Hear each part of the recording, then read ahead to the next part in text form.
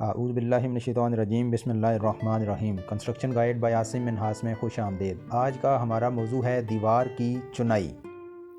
दीवार की चुनाई में आपने सबसे पहले इस बात का ख्याल रखना है कि आपने अपनी लेबर या ठेकेदार को जो मटेरियल है वो आपने पूरा करके देना है।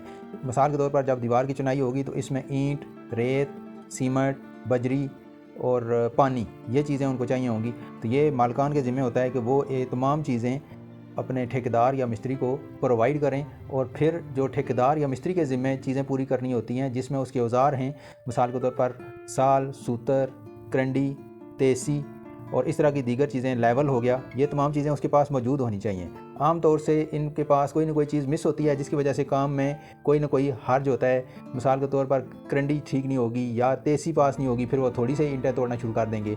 तो इस तरह की लापरवाहियाँ बिल्कुल भी आप अपने मिस्त्री या ठेकेदार को ना करने दें। इसके अलावा जो ईंट है वो जब भी लगाई जाए, चुनाई का काम हो, तो ईंट को पहले अच्छे तरीके से तर किया जाए। अगर आपने पैप के ज़रिए या बाल्टी के ज़रिए छिड़काव करना है या हाथों से छिड़काव करना है उस पर, तो बार बार ईंट को थोड़ी थोड़ी देर के वक्फे के बाद तराई लगाएं, ताकि पानी अच्छी तरीके से उसके अंदर जज़ब हो जाए।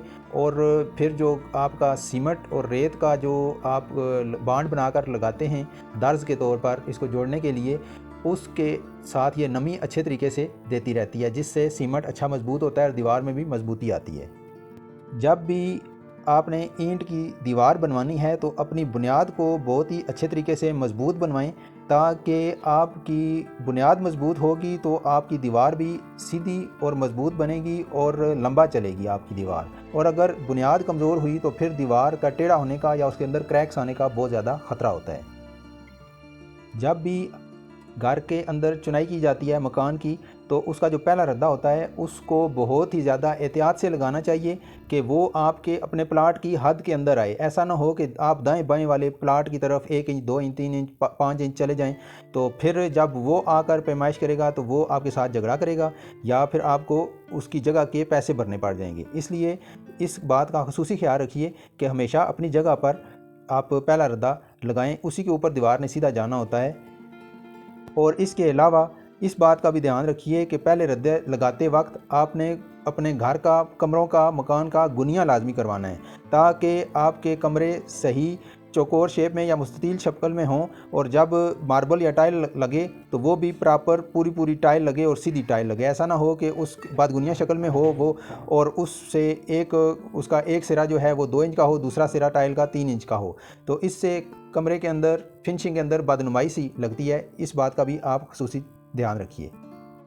चुनाई के दौरान आप अपने मिस्त्री के काम पर नज़र रखें, और वो जो साल इस्तेमाल कर रहा है और जो सूतर इस्तेमाल कर रहा है, हर रद्दे के अंदर वो लाजमी करे। आम तौर से ये लोग सूतर तो बांधते हैं, लेकिन हर रद्दे में साल के साथ वर्टिकली उसको चेक नहीं करते, ऊपर से नीचे जो फेंकी जाती है कि आया ईंट, जो नीचे ईंट का रद्दा लगा हुआ है, एग्जैक्ट उसी के सीध में ही दूसरा रद्दा लगे। इस तरह दीवार टेढ़ी नहीं होती और फिनिशिंग दीवार के अंदर ज़्यादा आती है।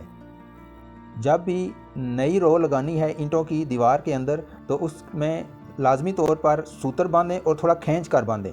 इसके अलावा दीवार का जो नया रद्दा जब शुरू करेगा आपका मिस्त्री, तो वो लाजमी तौर पर दोनों साइडों पर जो एक एक ईंट लगाते हैं और उसके साथ वो सूतर बांधते हैं, तो सूतर बांधने से पहले ईंट लगाते वक्त वो ईंट साल के साथ प्रॉपर चेक करके लगाएं, कि ताकि वो बिल्कुल दीवार सीध में 90 के एंगल पर स्ट्रेट ऊपर जाए और दीवार की लाइनमेंट आउट ना हो।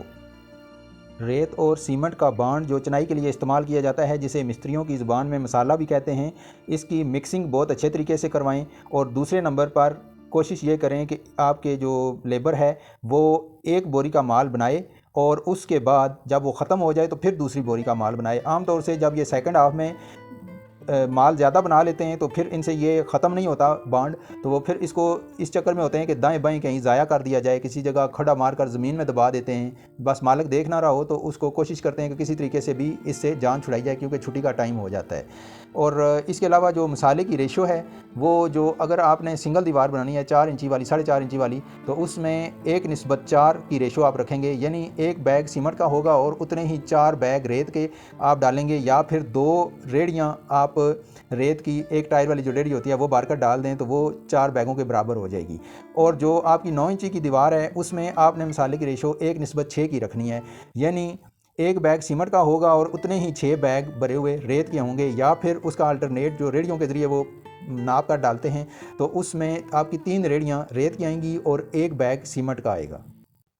हर रद्दे के अंदर ईंट की तरतीब चेंज होनी चाहिए, यानी अगर एक रद्दा आपका 9 इंची वाली साइड आपने लंबाई में ईंटें लगाई हैं तो दूसरे में आप 4.5 इंची वाली साइड आप लगाएंगे। इससे दीवार के अंदर मजबूती आती है और ग्रिप बनती है आपकी दीवार ईंटों के दरमियान।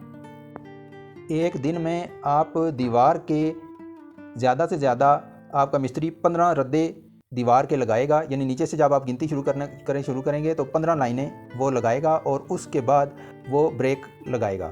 उससे आगे वो दूसरे दिन उस दीवार के ऊपर काम करेगा। अगर दीवार सिंगल है तो फिर तो किसी सूरत भी आपने दीवार जो है वो ऊपर 15 रद्दे से ऊपर नहीं करनी, क्योंकि ऊपर जाने के लिए इनको गो बांधनी पड़ती है और उससे फिर दीवार के गिरने का या टेढ़ा होने का ख़तरा होता है जब उसके ऊपर कच्ची दीवार के ऊपर वज़न आ जाए तो। और दूसरा जो है 9 इंची की दीवार वो ऊपर जा सकती है, वो टेढ़ी नहीं होती और ना ही गिरती है, लेकिन क्योंकि लोड दीवार पर बहुत ज़्यादा पड़ जाता है, जो सबसे पहले स्टार्टिंग के 1 2 3 रद्दे होते हैं तमाम ईंटों का लोड उसके ऊपर पड़ता है और वो कच्चा मसाला होता है जिसकी वजह से वो दर्ज बैठ जाती है और दीवार के ख़राब होने का ख़तरा होता है। इसलिए लाजमी तौर पर इसका ख्याल रखा जाए कि 15 रद्दे से ज़्यादा रद्दे ना दिए जाएँ दीवार की चुनाई के दौरान। अगर एक दीवार मुकम्मल हो गया तो उसके बाद दूसरी दीवार शुरू कर दें, तीसरी शुरू कर दें, लेकिन 15 रद्दों से ऊपर ना जाएं दूसरी। और नेक्स्ट डे जब शुरू करेंगे तो फिर वो उसी दीवार पर 15 रद्दों से आगे 16वां रद्दा शुरू कर सकते हैं।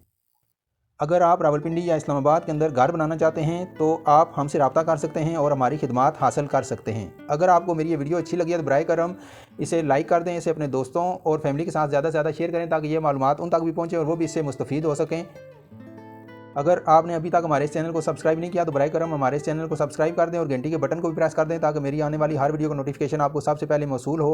अभी तक के लिए इतना ही। अपना बहुत सारा ख्याल रखिएगा और मुझे अपनी दुआओं में याद रखिएगा। इंशाअल्लाह एक और मालूमाती वीडियो के साथ आपसे जल्द ही मुलाकात होगी। अल्लाह हाफिज़।